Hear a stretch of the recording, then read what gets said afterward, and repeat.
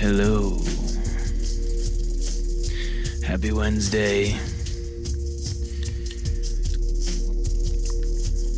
I am finishing a bowl of ice cream. Oh, my niece will kill me if she ever listens to this. And I just watched Goodfellas for the first time in a long time. It's a fucking crazy movie. I love how Scorsese starts it right in the middle of the story. And then they're killing that dude. He's a made man, and then he has the protagonist or anti-hero or whatever the fuck you want to call him. Henry Hill, he brings it back to the beginning of Henry Hill's time with the mafia, the mob.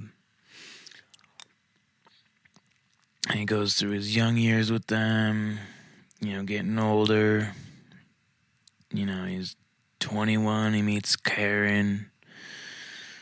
They probably get married a couple years later, and then I think, then it's like 4 or 5 years later when he gets right back to that exact same spot in the movie that he started in.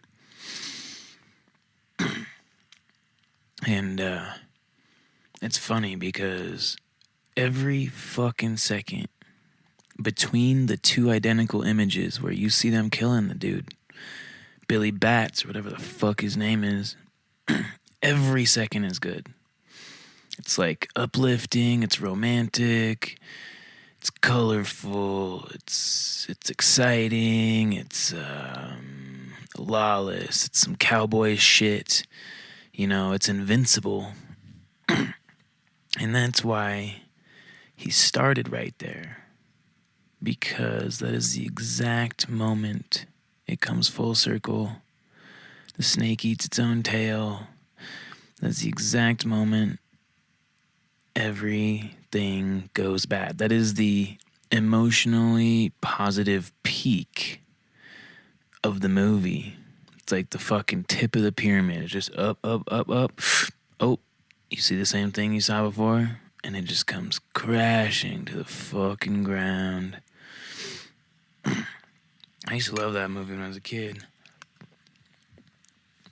I got a big Italian family. I got great uncles who were in the mob and whatever.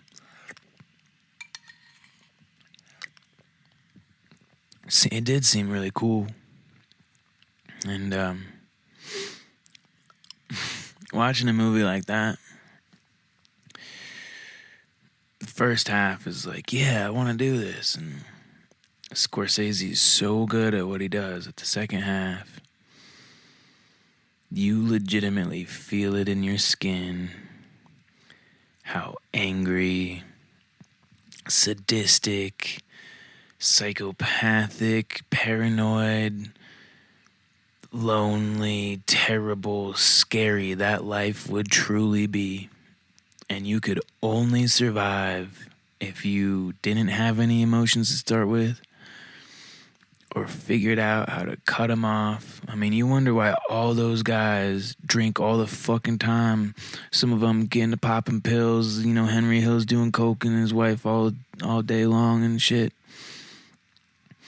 Because those are the ones that have feelings. And they don't know any other way to put them back. Shove them down. Put them in the dirt.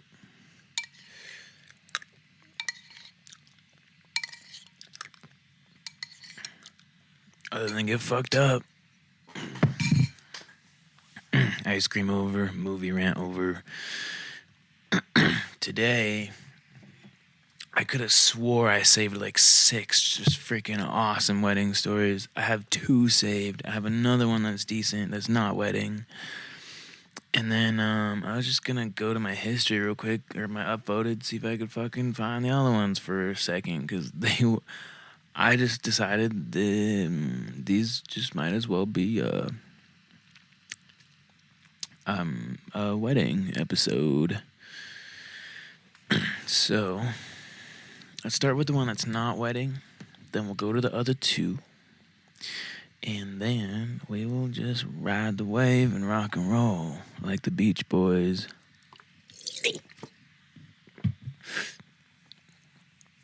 All right.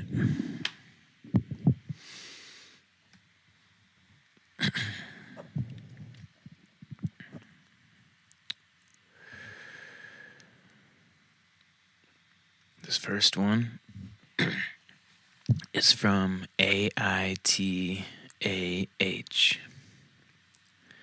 I, 38 male, a wrestler. I used to compete at a high school level.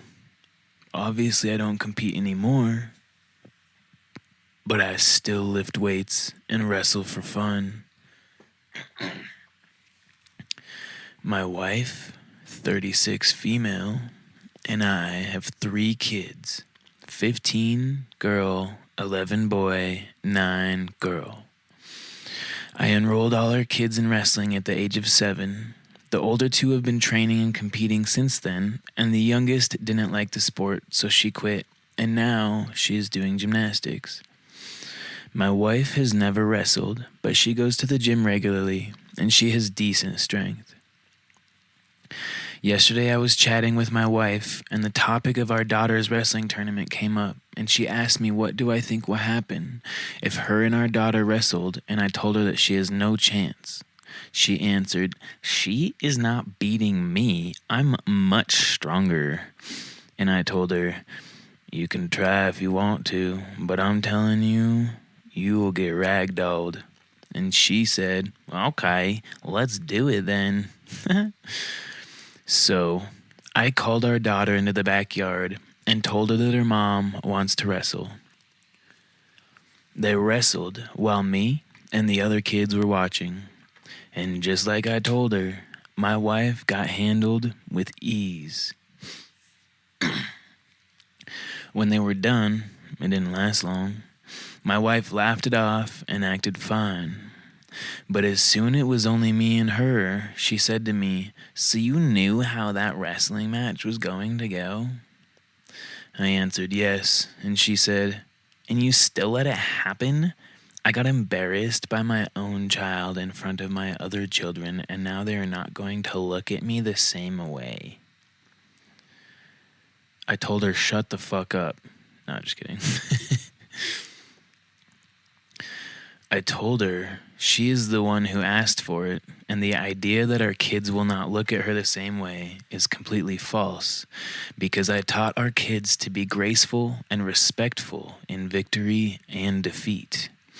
And I'm pretty sure they have respect for their mother regardless of what happens in a wrestling match.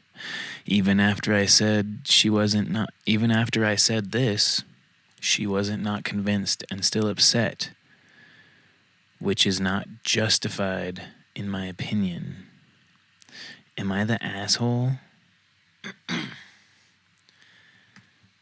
Fucking no. God, your wife needs to get it together if her ego's so fragile that she can let a 15-year-old tear it apart like that. Like, this, I'm just saying, this can't be the first time, unless you are a little self-involved. Maybe you don't notice things, you're aloof, kind of a dummy, big fucking dummy dude who doesn't like notice shit. There's no way this is the first incident you've seen of her where you're like, yeah, maybe you should figure that one out, because that's not correct, you know? Like, what? A 15-year-old? Plus, she was the one talking shit. Talk shit, get hit. That is age. Fucking, I think what Jesus came up with that one. You know, came up with the 3 days rule. Actually, no, he was the opposite of talk shit, get hit. He was like, turn the other cheek. Most people were like, fuck that, I'm hitting him back.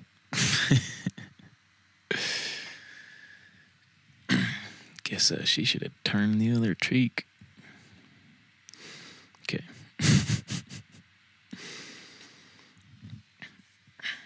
This one is from a subreddit called Wedding Shaming. And then the little tag with it is just cringe. Excuse me.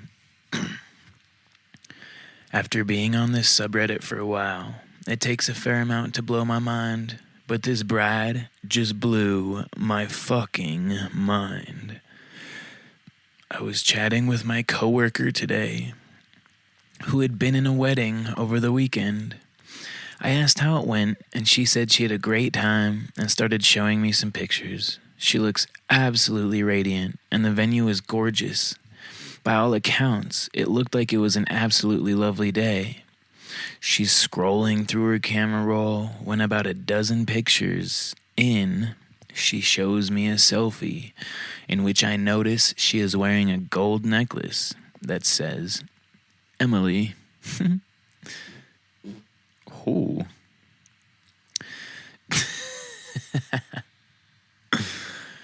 The thing is, my coworker's name is Meredith.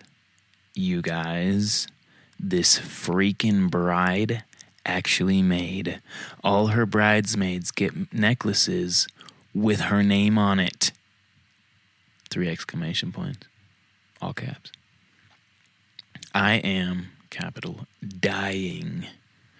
Who the hell does that? I'm sorry, but is that not hilariously insane?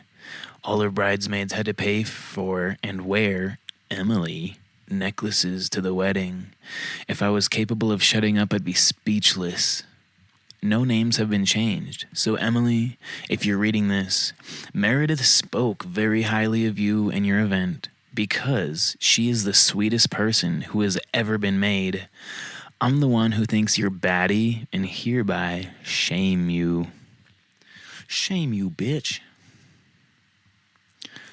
You've been shamed.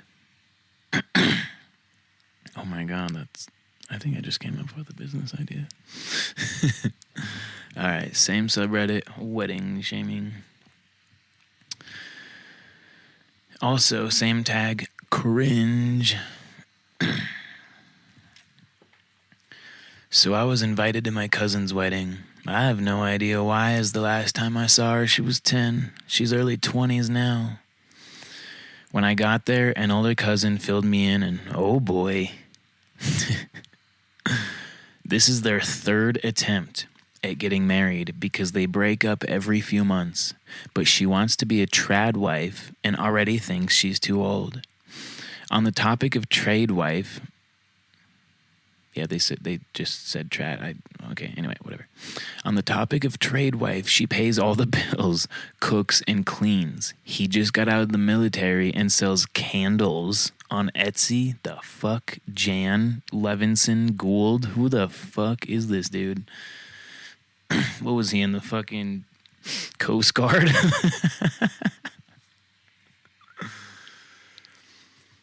She isn't allowed to touch that money. ... That's also fucking strange. Okay.